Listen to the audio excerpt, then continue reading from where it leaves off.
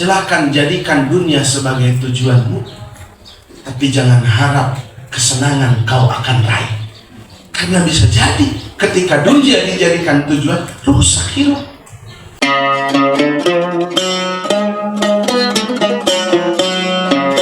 Hadis pertama menyatakan kalian harus istiqomah, tapi kalian tidak akan bisa menghitung. Dan ketahuilah, yang paling bagus, amalan yang paling bagus adalah as-sholat. Dan menunjukkan orang yang beriman itu adalah orang yang menjaga wudunya. Jadi kalau orang sudah bisa menjaga wudunya, maka dia dijamin dengan keimanan. Hadis berikutnya juga menceritakan tentang laula an asyqa ala ummati la amartuhum inda kulli sholatin biwudu'in wa ma'a kulli wudu'in bisiwakin. Masih tentang wudu, bagaimana istimewanya wudu sehingga sholat yang menjadi khairu a'malikum tidak akan diterima kalau tidak wudu. Yang ketiga, hadis yang ketiga menjelaskan betapa hebatnya seseorang yang punya wudu tapi kemudian berwudu lagi karena masuknya waktu sholat. Ini adalah turun ala tuhrin, dan dengan keadaan yang leluasa pastinya. Ulah keur paceklik cai, pura-pura yang wudu deh kadunya ya. Apa jaminannya? Adalah asyru hasanatin, 10 kebaikan. Bahkan Rasul mengatakan al-wudu alal wudu nurun ala nurin. Wudu terhadap wudu itu adalah cahaya di atas cahaya, cahaya yang berlipat ganda. Namanya orang biasanya suka yang namanya double-double, begitu ya enggak? Ustaz suka yang namanya double dong bonusnya, ya kan? Suka ada yang gitu kan? Iya. Atau misalkan udah punya satu pengen 2, apa itu? Double dong, ya kan? Begitu. Kayak kita sering kan cari beli 1 dapat 2, begitu. Kayak beli 1 dapat 3, berarti itu mah kawin jeung janda anak 2. Bina hiji menang adil.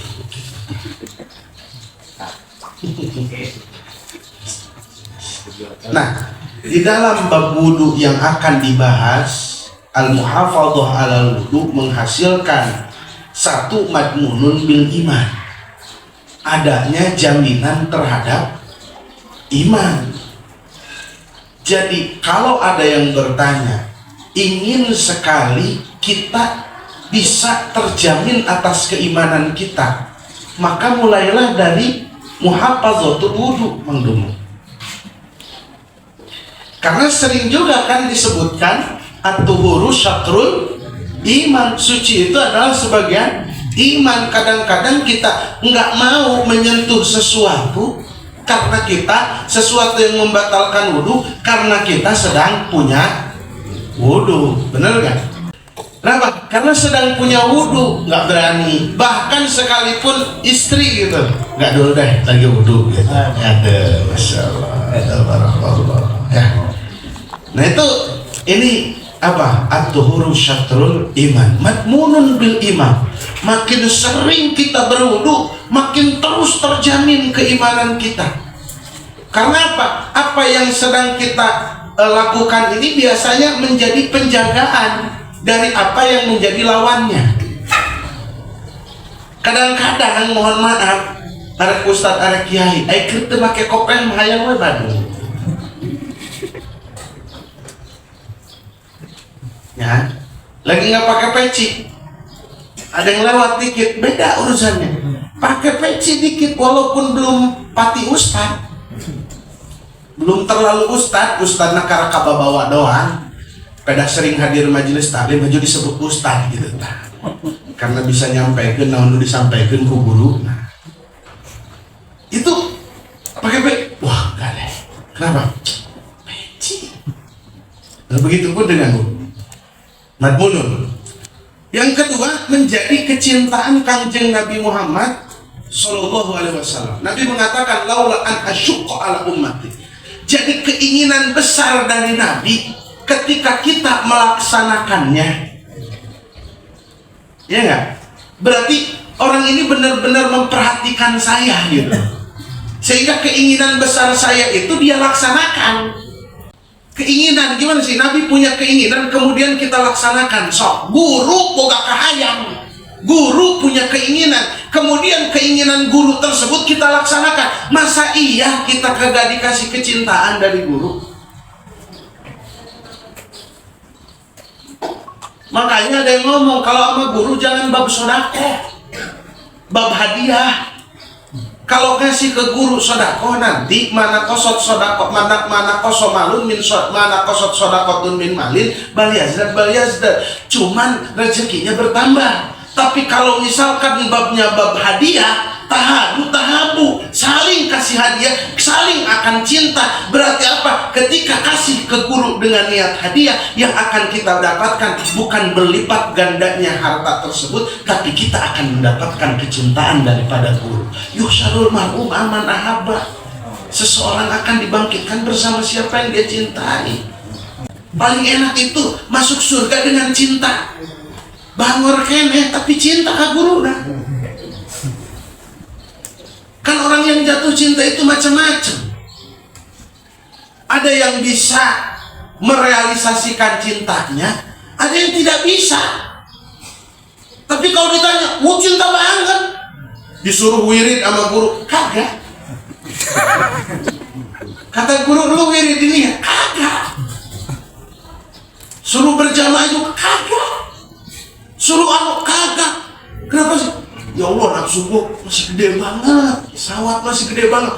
Tapi kalau ada yang berani ganggu gurunya, seumur hidup sejengai terang. Tidak dipandang oleh dia. Apapun pangkatnya, apapun derajatnya, lu benci guru gua benci sama lu seumur hidup gua. Tapi lalu dititah wiri dan kubur, nah itu mungkin gitu. Atau cinta kene wae gitu. Ditanya cinta seperti itu. Nah ini kembali lagi akan mendapatkan kecintaan. Terlalu ngocehkan ya namanya. Terlalu berlimpah hadir itulah. Terlalu menjauhlah dari pembahasan. Yang ketiga, ada pahala yang berlipat ganda. Asyru hasanatin. 10 kebaikan. Kita harus sadar diri bahwasanya kita ini manusia yang jauh daripada kebaikan, yang kurang daripada kebaikan. Dan padahal kita membutuhkan kebaikan tersebut. Kenapa kita butuh terhadap kebaikan tersebut? Fa'amma man saqulat mawazinuhu fahuwa fi 'ishatir radiyah. Wa amman khaffat mawazinuhu fa ummuhu hawiyah. Enggak bayar kok wudu. Buat tajdidul wudu turun ala tuhrin, kita enggak perlu mengeluarkan biaya yang begitu banyak. Tapi Masya Allah, tabarakallah, seandainya bisa saja dalam sehari 5 kali kita turun ala tuhrin, wudu ala wuduin, al wudu ala wudu, maka apa yang akan terjadi? 50 kebaikan tercatatkan. Dan hebatnya turun ala turin, kebaikan atas kebaikan ini akan membuat seseorang dominan bil iman, sehingga inilah yang akan jadi pembahasan dalam hadis pertama. Istaqimu walan tuhsu, istiqomahlah engkau. Ternyata apa? Istiqomah itu berat. Tapi istiqomah bisa ditempuh dengan ketika ada jaminan iman, dengan cara menjaga wudhu kita. Dan makna istiqomah ini, para jamaah yang dimuliakan oleh Allah Subhanahu wa Ta'ala, adalah annal istiqamata hiyal iqamah ala qawli la ilaha illallah bi'ifa'i haqqihi wa ada'i awamirihi wa intiha amma naha anhu wa ridha bima yakunu minhu.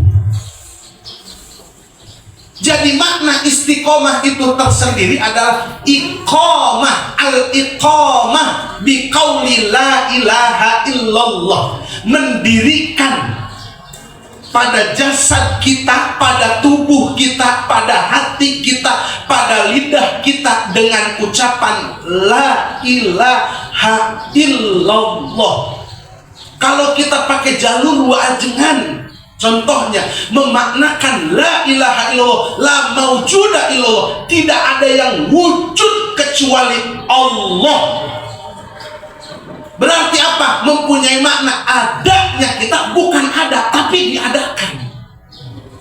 La ma'buda illallah, tiada yang patut disembah kecuali Allah. Ada orang yang berkata, alhamdulillah saya tidak pernah menyembah selain Allah. Ketika kita tanya, pernahkah kau tinggalkan sholat untuk duniamu? Pernahkah kau tinggalkan sholat untuk hartamu? Di mana la ma'buda illallahmu?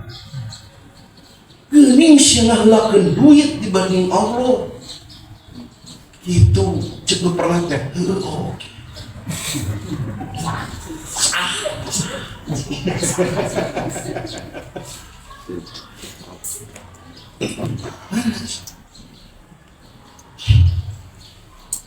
Ya Allah, ya Rabb. Makanya cek guru teh, kalau kata guru kita mah kagak cocok jadi sahabat Nabi. Itu ada sahabat Nabi yang mau perang. Dia lagi makan korma 3 biji, lagi ngambil korma 3 biji. Dia kunyah tuh korma. Ya Rasul, ya, hidungku sudah mencium wangi surga. Bagaimana kiranya aku maju ke depan, aku bunuh 1, 2, 3 orang, kemudian aku terbunuh. Apakah aku masuk surga? Kata Rasul, walakal jannah, kau masuk surga. Itu korma yang 3 langsung dia lepehkan. Terlalu lama mengunyah korma ini untuk menjemput surga. Namun orang kira-kira cek Rasul, walakal jannah. Bentar ya Rasul, sebab la matluba illallah, la maksuda illallah. Itu makna iqamatul la ilaha illallah yang harus disesuaikan. Kita bisa minta kepada siapapun, tapi siapapun tidak bisa memberi apa yang kita inginkan. Laman ya'lima a'taita wala mu'tiya lima mana'ta wala radda lima qadaita wala yanfa'ul dalja min kalja. Walaupun dia kaya, kata Allah, jangan kau berikan. Jadi yang bisa apa? Lama tuba, tidak ada yang bisa memberi kecuali Allah. Boleh kau minta dengan siapapun, baru nanti ada hukum-hukum bagaimana meminta itu, ada hukumnya. Hukumnya makruh, hukumnya mubah, hukumnya sunnah, hukumnya wajib, adalah hukumnya haram. La matluba illallah, la maksuda illallah. Silahkan jadikan dunia sebagai tujuanmu, tapi jangan harap kesenangan kau akan raih.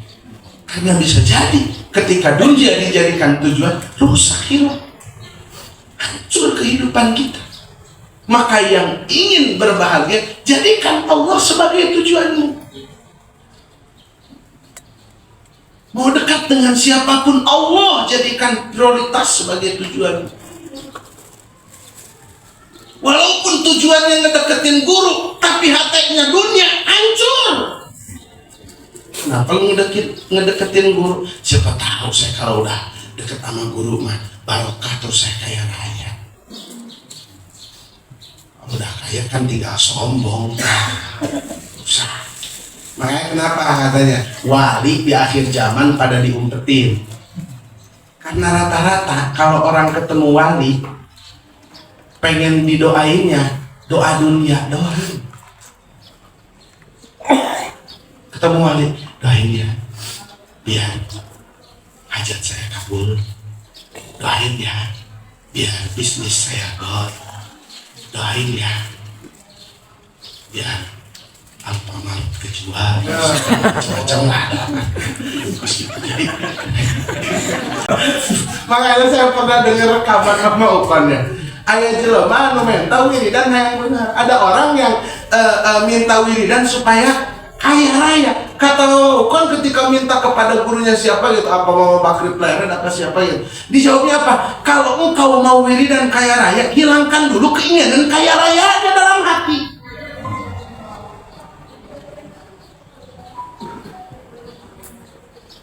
Selama keinginan kaya rayanya ada, kagak bakal kaya. Tapi karti oke. Ini saya mah. Naon yang kaya mah. Tak sinu hasil.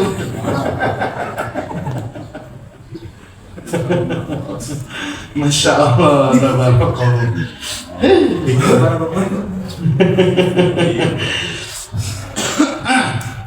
Sudah, para jamaah yang dimuliakan oleh Allah Subhanahu, itu istiqamah.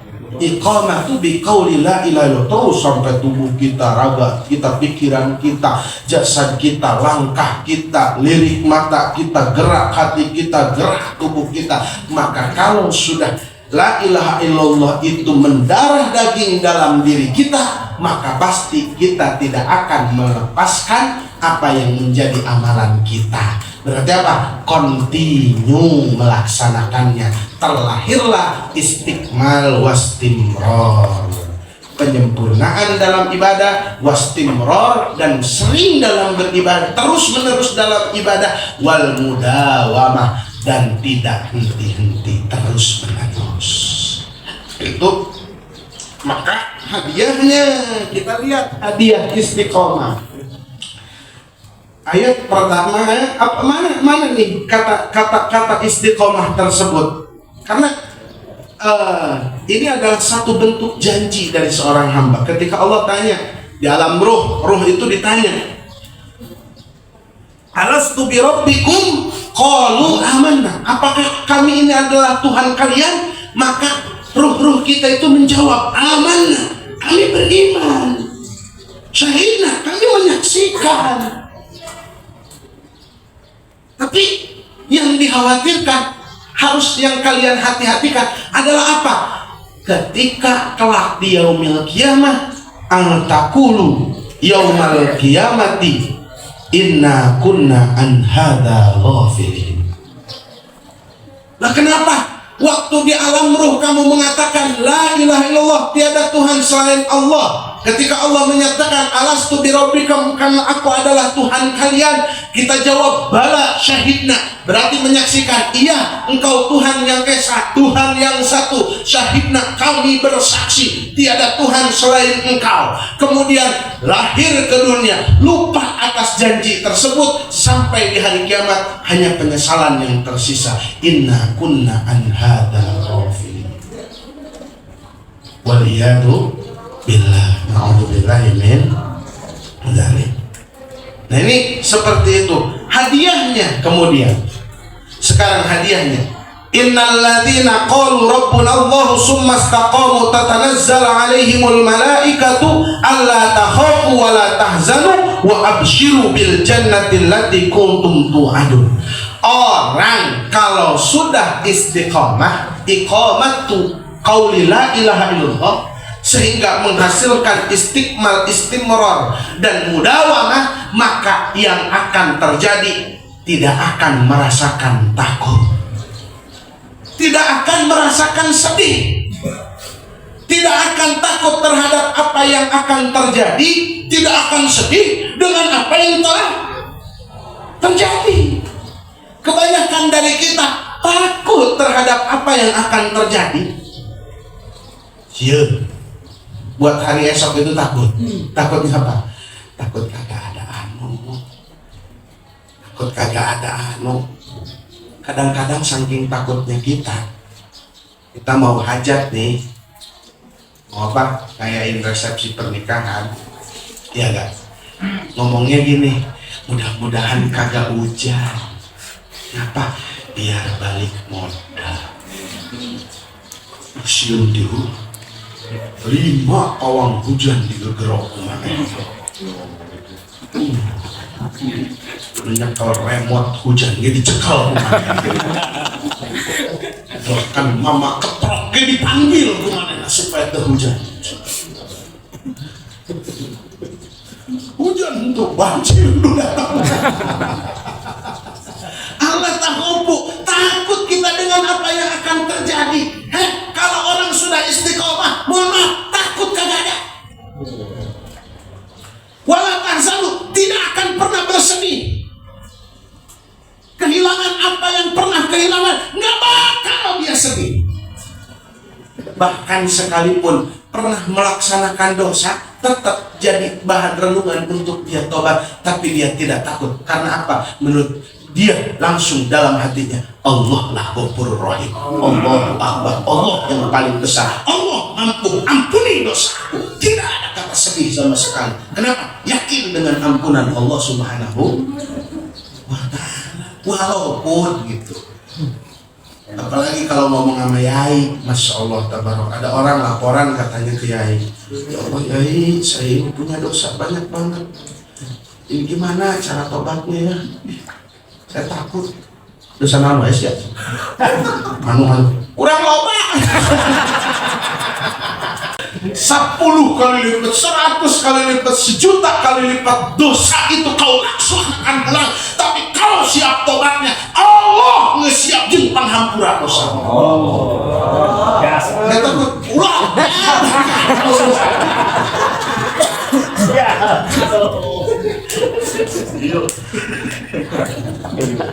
Awas bos le. Enggak kata buruk gitu.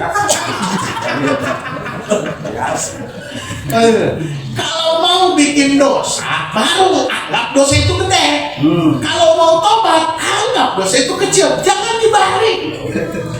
Arek dia dosa, mau bikin dosa, menganggap dosa itu kecil. Aku tinggi ya. Pas mau tobat, menganggap dosa gede. Tidak ditobat, tapi itu ini dosa. Bukan sekali. Neraka itu. Masya Allah, tabarakallah. Jadi kalau orang sudah seperti itu, bahkan jangankan lo akan nggak bahas bab istiqomah ini. Contoh murid yang dapat ridho guru, maka murid tersebut akan mendapatkan inayah, bantuan. Idza lahadat kal inayah nam fal makhawifu aminah. Jika inayah tersebut sudah memandang terhadapmu, nam tidurlah engkau, fal makhawifu aminah. Apa yang kau takuti aman. Kita lihat banyak alumni di sini yang kalau ngomong di depan saya, di depan presiden, saya mah di NH-nya juga ngapain sih? Ngaji juga kagak becus. Yang ono mah pinter anu, yang ono mah pinter anu. Saya mah borobor. Tapi duit tambah gede wae sih ya. Berhasil nipu umat mah.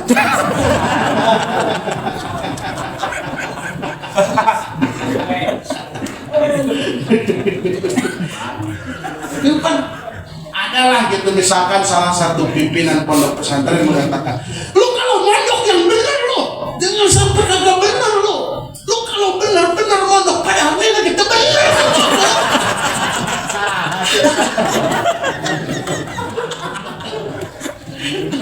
Masya Allah, imut itu jelek.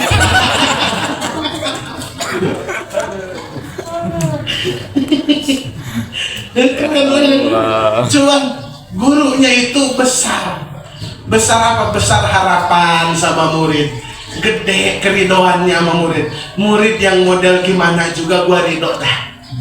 Murid yang cuman ngiketin es doang gua ridho.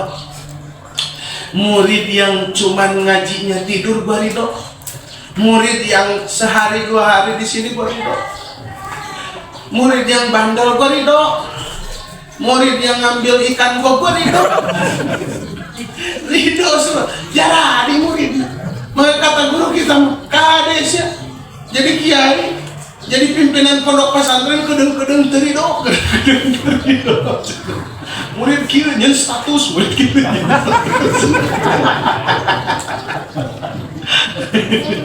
Murid, Sana naon misal lima labais. Syukur sabar besok tidak. Ya, ala takhaf wa la tahzan. Seperti itu. Ini jaminannya. La khaufun, berikutnya fala khaufun alaihim wa lahum yahzanun. Itu kalau sudah bisa istiqomah.